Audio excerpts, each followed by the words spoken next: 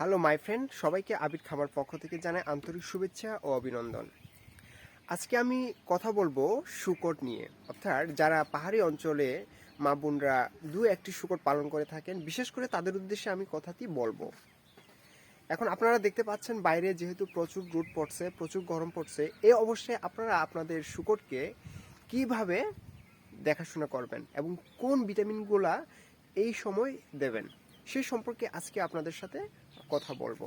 তার আগে বলে রাখি, অবশ্যই এই চ্যানেলটি সাবস্ক্রাইব করবেন, লাইক এবং শেয়ার করবেন, যাতে আমি কোনো ভিডিও আপলোড করার সাথে সাথে আপনারা পেয়ে যান। তো ভিউয়ার্স, যারা শূকর পালন করেন, প্রচণ্ড গরমে আপনাদের প্রথম কাজ হচ্ছে শূকরকে গোসল করানো। যাদের ঘরের পাশে খাল আছে তারা খালে নামিয়ে রাখতে পারেন, বা সরা থাকলে সরাতে নামিয়ে রাখতে পারেন। তো আমার যেহেতু খাল কিংবা সরা কোনোটাই নেই, আমি সেহেতু শূকরকে গোসল করাচ্ছি। আপনারা জানেন, যারা শূকর পালন করেন তারা হয়তো জানেন যে শূকর কিন্তু গোসল করতে অভ্যস্ত। এরা পানিতে ভিজিয়ে থাকতে ভালোবাসে, কারণ এদের শরীরটা এতটাই উত্তাপ যে এরা তাপ কিন্তু সহ্য করতে পারে না। অনেকে দেখা যায় যে তাপের কারণে বা গরমের কারণে কিন্তু অনেক শূকর মারাও যায়। সেই জন্যে যখন বেশি রোদ পড়বে তখন কিন্তু পানিতে ভিজিয়ে রাখবেন। আমি আমার শূকরগুলোকে পানিতে ভিজিয়ে গোসল করাচ্ছি, যাতে এদের শরীরটা ঠান্ডা থাকে। দেখতে পাচ্ছেন ভিউয়ার্স, আমি এক এক করে আমার শূকরগুলোকে গোসল করাচ্ছি। আপনারা এইভাবে গোসল করাবেন, ঠান্ডা রাখবেন, সবসময় এদের শরীরকে ঠান্ডা রাখবেন। এরা কিন্তু গোসল করতে অনেক বেশি অভ্যস্ত। দেখতে পাচ্ছেন কিভাবে গোসল করছে আমার শূকরগুলা। এভাবে পানি ছিটিয়ে দিবেন সবসময়, যাতে এরা পানিতে এভাবে শুয়ে থাকতে পারে।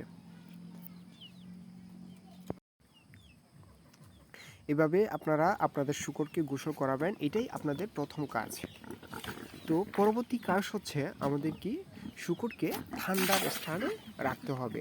যেখানে ছায়াযুক্ত স্থান আছে সেখানে রাখতে হবে। যদি আপনারা আপনাদের শূকরকে রোদে রাখেন তাহলে দেখবেন যে আপনাদের শূকর হাঁপাতে থাকবে, বেশি করে হাঁপাবে এবং অবশেষে মারা যাবে।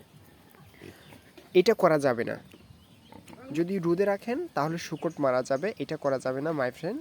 অবশ্যই মনে রাখবেন যে সবসময় শূকরকে গোসল করিয়ে ঠান্ডার স্থানে, ঠান্ডাযুক্ত ছায়াযুক্ত স্থানে রাখতে হবে।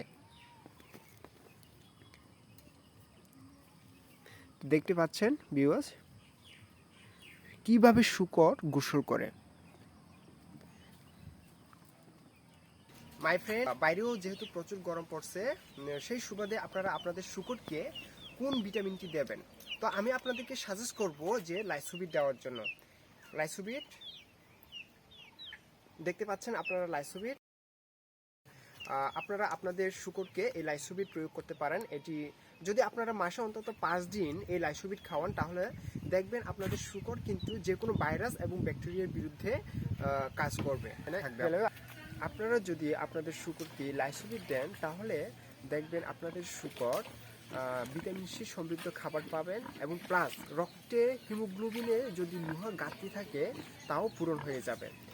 এবং এই লাইসোবিট খাওয়ানোর ফলে আপনাদের শূকর যে কোনো ভাইরাস ও ব্যাকটেরিয়া থেকে কিন্তু সম্পূর্ণ রোগমুক্ত থাকবে।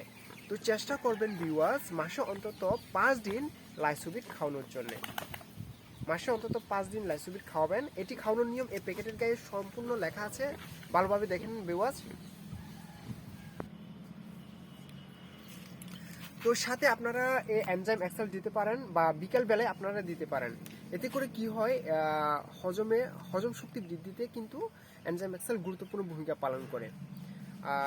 প্রজনন ক্ষমতা বৃদ্ধিতেও কিন্তু এনজাইম এক্সেল অনেক বেশি কাজ করে, এবং দৈহিক ওজন বৃদ্ধিতেও কিন্তু ভালো কাজ করে। তো চেষ্টা করবেন ভিউয়ার্স দুপুরবেলায় এই লাইসোবিট দিতে, এবং প্লাস এনজাইম এক্সেল দিতে, বা এটা বিকাল আপনারা অ্যাপ্লাই করতে পারেন। ধন্যবাদ ভিউয়ার্স, অবশ্যই পাশে থাকবেন।